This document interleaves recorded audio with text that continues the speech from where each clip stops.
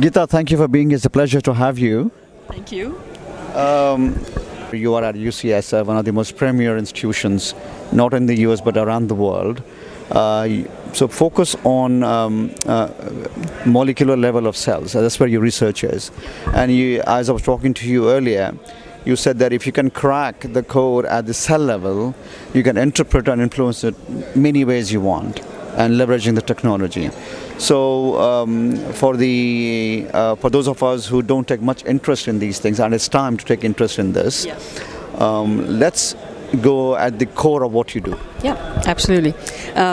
So I think everybody is generally familiar with what DNA is, right? And it is called many things, but it is called having the instruction set for a cell. Now, if you take the DNA in any one of your cells and you stretch it end to end, it's 2 meters long, okay? As tall as Amitabh Bachchan or Michelle Obama, right? But clearly it fits into a cell which is 1/100th the width of a hair. Okay, so it's being compacted, it's wrapped around, packaging proteins. Okay, and so that then creates an opportunity for the cell to use the DNA judiciously. What does that mean? It's a long string. If the whole string was available all the time, all the instructions would be available all the time. Then you would not know which cell type to make. Right? And so what the packaging allows you to do is to cover up part of the instruction manuals or part of the instruction set, keep the others open. And so the part that is open in a nerve cell will be different than the part that is open in a gut cell. Okay. And so that's what we study. We study the machinery that makes sure that certain parts of the DNA are shut down and other parts are open. Okay? And we study it at the level of the biochemistry and the biophysics of the process. When the process goes wrong, cells have an identity crisis. Best example of identity crisis is cancer, right? Where a gut cell or a nerve cell doesn't know that it's supposed to be a nerve cell then becomes a brain tumor cell. So what we are learning at this very fundamental level, we hope and anticipate will help people who study cancer better understand what goes wrong in cancer. Amazing. So let's now try to understand the influence of technology.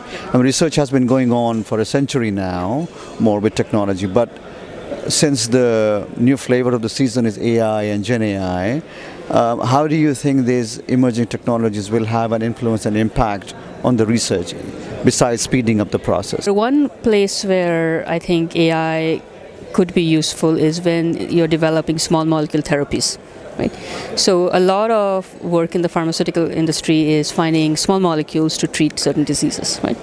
And typically you make a library of physical molecules and you do screens. Right? And you spend a lot of money on getting those molecules.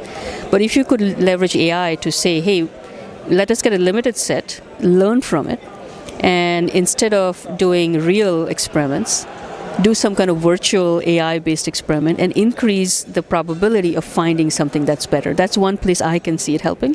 I'm sure there are many other places. The other thing that will be interesting to learn from you is your research has to have practical applications.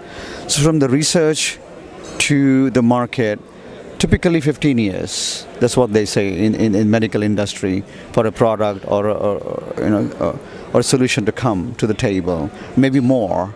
So how does that process work? Okay, so there I'm going to change the question a bit. Okay, so I think the number you have, which is 15 years, is for a pharma pipeline. Yes, that's true. Right, but even before you get to those pre-15-year period, there is a ton of discovery-based basic science that has gone into that system. Funded by the NIH, funded by the NSF. Funded by some private folks, right? And that discovery-based research is critical for you to get to the place where you can start developing drugs. And that process is not linear. No, not at all, because it's a creative process, right? You are trying to discover what has not been figured out before, right? And so what I have seen there is that over the last few years, having multiple disciplines, people from multiple disciplines, not just biochemists and biophysicists, but computer scientists or geneticists come together has accelerated the discovery process, but led to things that are new, right? So how do you even begin a drug targeting process? You need to start somewhere. And that's where that process, there's no way to time it, right? What you need is good people, creative people, coming together, working together to say, we want to understand how this cell works or how this part of the cell works. And in the process of understanding it, you figure out new connections nobody figured out before. And then you can see that, hey, that connection has gone wrong in this disease. Now let's target it. Right.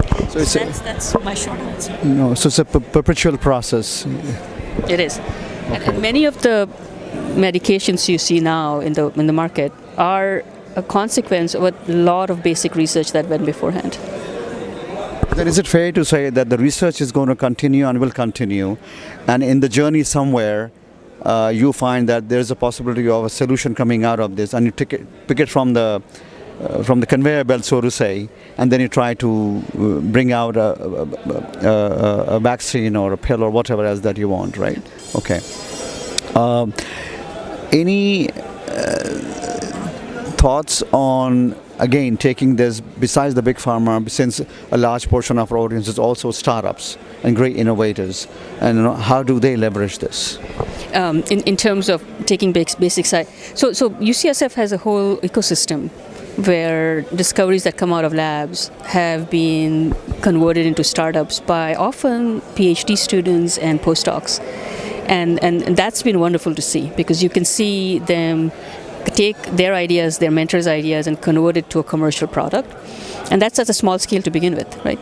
And so that's really connected. I think being integrally connected to the basic research is going to let you have the best imagination, right? Because if you're disconnected with it, you're not going to be able to imagine, how can I use this discovery? But if you're part of that process, and then you say, hey, I made this discovery as a student with my professor, I see a potential for this, let me make it into I think that's where I'm seeing a lot of energy in the startup world. And that's where it should be also, because as you said, they're a part and parcel of the whole research process. Only then they can understand what it takes to do that. Great. There's a lot of hope, especially with people like you. It's not easy to become like you, but once somebody becomes like you, then all we can do is root for you and hope that things work out for all of us in our favor as a humanity. But thank you so much for doing what you do. Appreciate you coming here and sharing your thoughts. Thank you for inviting me.